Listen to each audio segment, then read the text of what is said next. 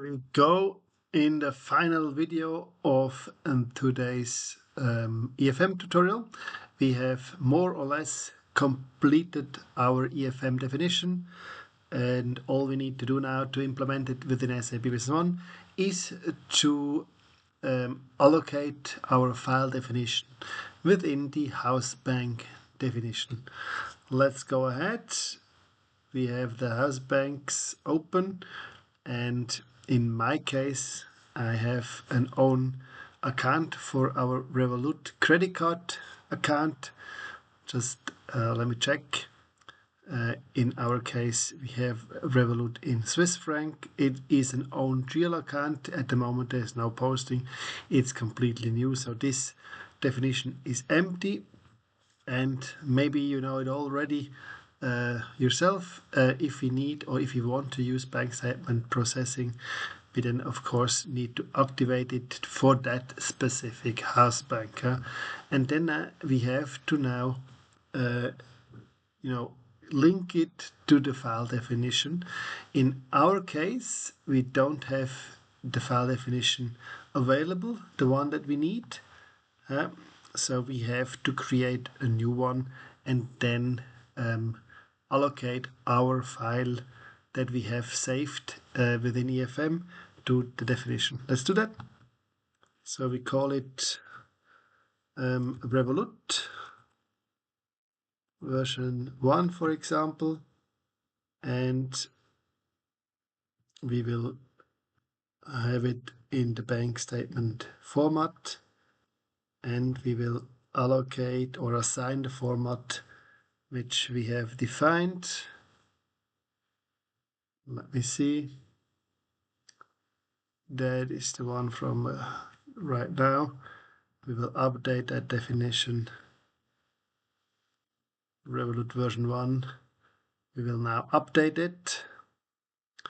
And now very important, or very, very nice, since version 9.3 and also 10, we have the option for the no validation. And in my case, because I do technically a partial bank statement reconciliation, I don't want to have the starting and ending balance to be checked. So let's do that. And now we can try to process the file. My file definition is now connected with my Revolut house bank account, and let's go and open the bank statement processing from SAP Business One. Let's choose the Revolut bank. There we go. And import our CSV file.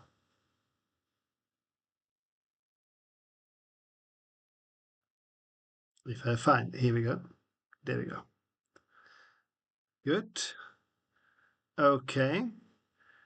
We have a failed operation. I know, because there is an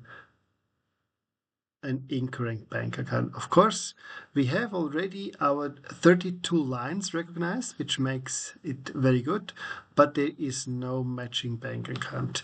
Of course, we didn't do that match yet.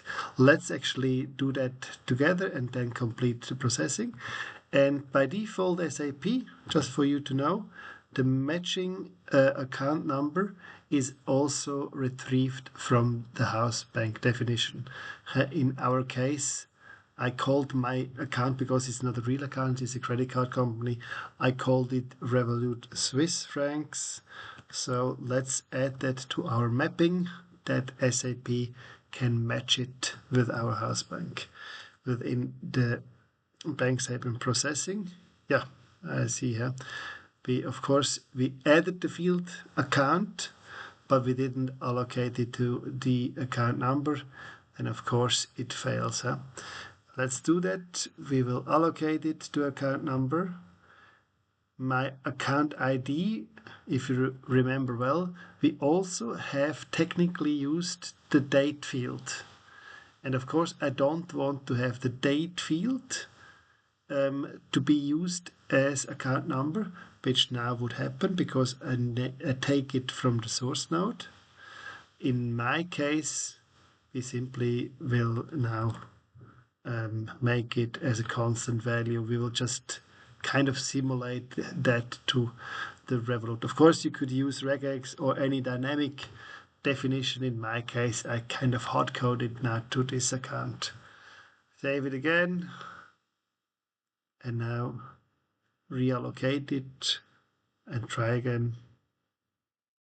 We can also I can reallocate it within the same definition, or let's do a second one, version 2, and allocate it to the new file, and then simply try again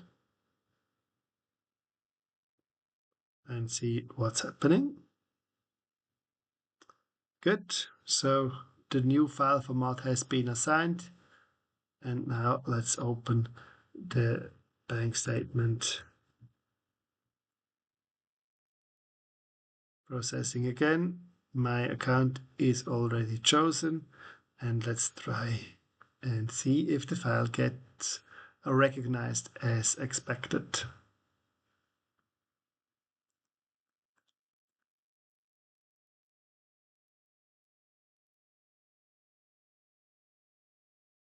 It did. So 31 lines are included, which is again correct. Remember, we ignored the first line and only considered the following. So 31 is the correct amount. And let's open to see what has been recognized. Here we go. So we have line 1 to 32, which is basically 31 entries. We have our specific dates. You see here we only set up the due date, which is kind of every time different. We have different currency. Now we have one is the debit amount. We didn't see it in the file, but now we see it in the result set, and all the others are credit amounts. And what else did we map? I think we also mapped the remarks. Here we go. The remarks are also here. And well, done. And now you can actually basically do the rest, or make the mapping more complete, and also fill up the different fields that you need, the posting date or the currency if it's not Swiss francs, or whatever, the bank details, the BP name, whatever field you have.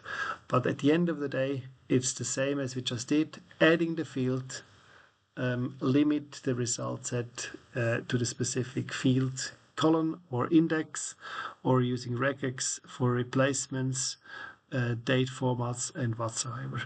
At the end of the day, that is how it's done. No, I have nothing more to say other than we are at the end of that short tutorial.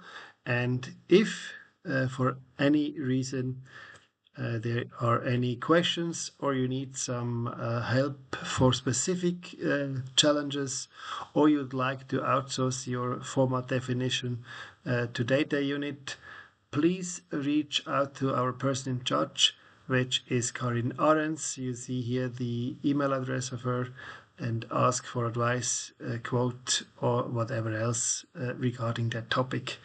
And now I hope you liked the tutorial. If you liked it, please like it also in YouTube, or make a connection in LinkedIn.